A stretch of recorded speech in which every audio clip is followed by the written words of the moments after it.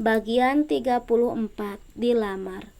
Menjelang pagi, aku sudah bersiap untuk berangkat ke rumah makan, beraktivitas seperti biasanya. Pukul 6:30 biasanya jam segini, Della dan yang lainnya sudah hampir selesai masak. Aku memang lebih sering datang menjelang pagi karena bumbu khususnya sudah kusiapkan. Mereka juga sudah paham apa yang harus dilakukan. Hari ini aku sengaja memesan taksi online karena mobilku lagi di bengkel. Begitu selesai memesan taksi online, ponselku bergetar sejenak menghentikan langkahku. Ternyata ada pesan WhatsApp dari Mike. "Nanti sore jangan lupa siap-siap ya." Usai membaca pesannya, aku hanya tersenyum dan memasukkan ponsel ke dalam tas tangan tanpa berniat untuk membalasnya. Tidak lama kemudian, taksi online yang kupesan pun datang. Tiba di rumah makan pukul 7:05. Della dan teman-temannya mulai sibuk membersihkan dan menata ruangan. Bu Nilam udah datang. Selamat pagi, Bu," sapa Della dan dia. "Iya, pagi juga. Semangat ya," jawabku tersenyum. Lalu melangkah menuju ruangan yang terletak di bagian belakang dekat dapur. Jarum jam terus bergerak ke kanan. Sebentar lagi waktunya asar. Aku beranjak ke ruangan bersiap untuk melaksanakan sholat. Hari ini tenaga rasanya benar-benar terkuras karena banyaknya pembeli yang datang dari biasanya. Aku yang biasanya hanya memantau saja kali ini harus turun tangan langsung karena Della dan teman-temannya merasa kewalahan. Suara azan asar mulai menggema memenuhi semesta. Aku lekas mengambil air wudhu dan melaksanakan sholat. Usai berdoa, ponsel di atas meja bergetar sebuah notifikasi pesan masuk. Aku segera mengambil dan membuka pesannya. "Jangan lupa untuk segera bersiap." Astaga, aku lupa kalau hari ini ada janji. Mana masih di rumah makan lagi. Buru-buru aku melipat mukena dan sejadah, lalu mengambil tas dan ponsel di atas meja dan melangkah keluar menemui Della. "Del, aku ada urusan seperti biasa, kamu urus semuanya ya," ucapku. "Oh iya Bu, baik Bu," jawab Della. Aku tersenyum dan melangkah ke depan. Begitu sampai di depan, aku dikagetkan oleh seorang laki-laki. "Maaf, apa benar dengan Bu Nilam?" tanya lelaki itu dengan sopan. "Iya benar, saya sendiri," jawabku. Padahal aku buru-buru dan sekarang malah ada tamu, batinku. "Perkenalkan, saya Rudi, supirnya Pak Mike. Mari Bu, silahkan masuk," ucap Rudi sembari membukakan pintu mobil. Aku bergeming dengan perasaan heran dan bingung. "Ayo Bu, Pak Mike sudah menunggu Anda," ucapnya dan tersenyum ramah. Tetapi, ayo Bu, kalau Ibu tidak mau nanti saya bisa dipecat," ucapnya terlihat khawatir. Bagaimana ini? Bagaimana kalau ternyata dia hanya berpura-pura menjadi orang suruhan Mike dan ternyata aku akan menculikku? Sebentar ya Pak," ucapku. Aku harus menelepon Mike untuk memastikan kebenarannya. Baru saja akan menelepon, Mike sudah duluan menelepon. "Maaf, aku tak bisa menjemputmu, jadi aku suruh sopir pribadiku." "Tak apa kan?" tanyanya di ujung ponsel. Iya tak apa," jawabku terbata. Jadi ternyata benar Rudi itu orang suruhan Mike.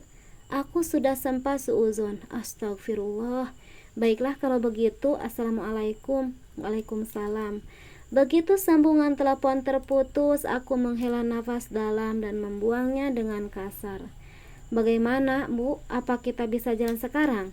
tanya Rudi memastikan. Iya baik Pak," jawabku lalu masuk ke dalam mobil.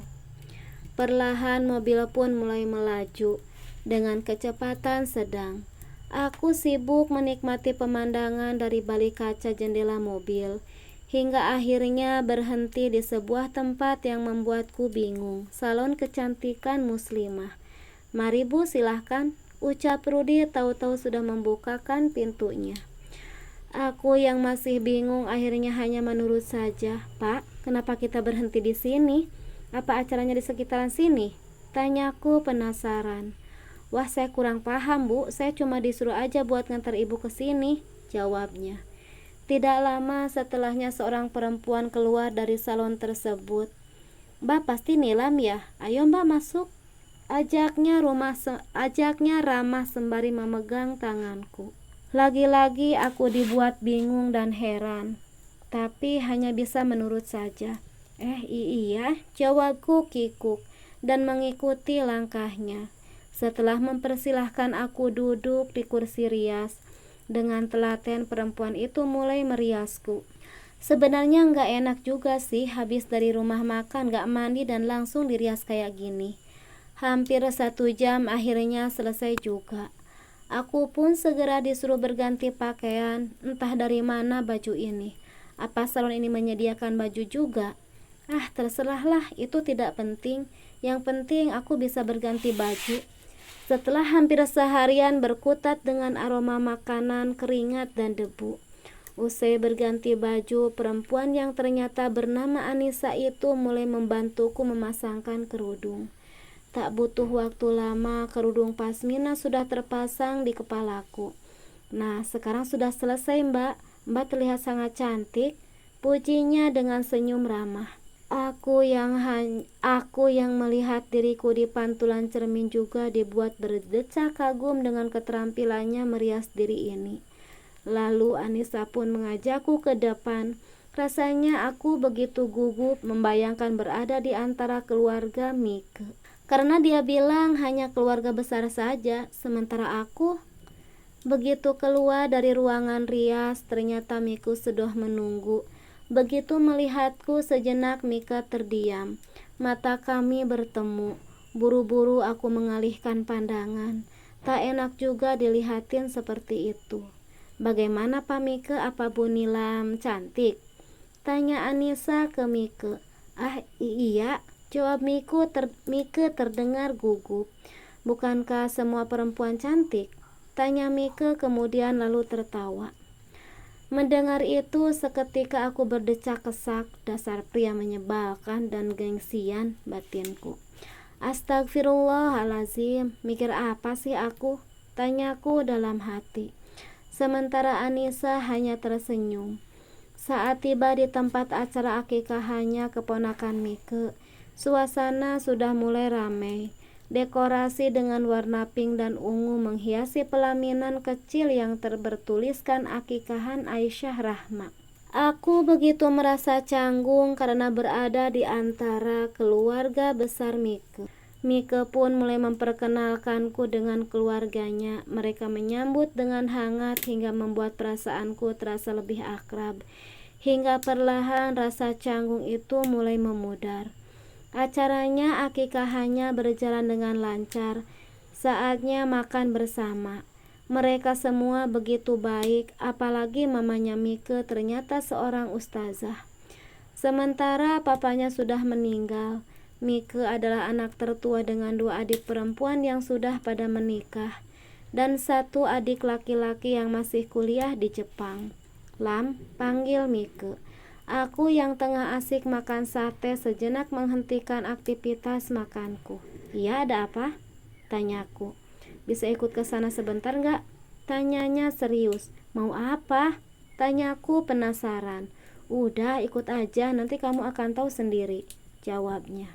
Tapi aku lagi makan. Udah, makannya nanti aja. Habis ini kamu bisa makan sepuas yang kamu mau, jawabnya. Akhirnya aku pun menurut saja dan mengikuti langkahnya. Mohon perhatian semuanya, saya ingin menyampaikan sesuatu yang amat penting, ucap Mika ke seluruh saudaranya yang tengah sibuk menikmati makanan. Mereka pun berhenti dan menoleh ke arah Mika. Aku yang berdiri di dekat Mika tak urung ikut jadi perhatian, membuat rasa canggung kembali menyergap. Entah apa yang akan dilakukan pria ini.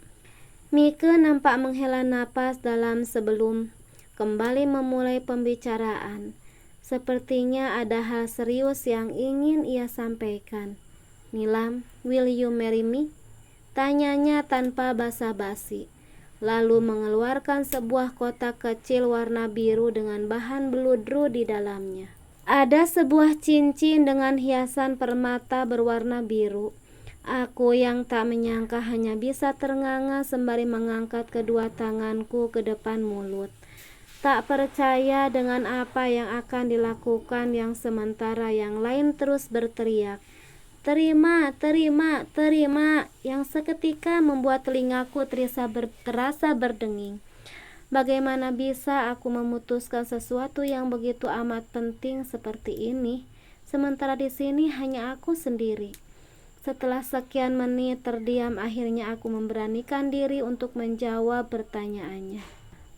Maaf, aku tidak Kalimatku terjeda saat melihat seseorang tiba-tiba hadir di acara ini dan membuatku terkejut.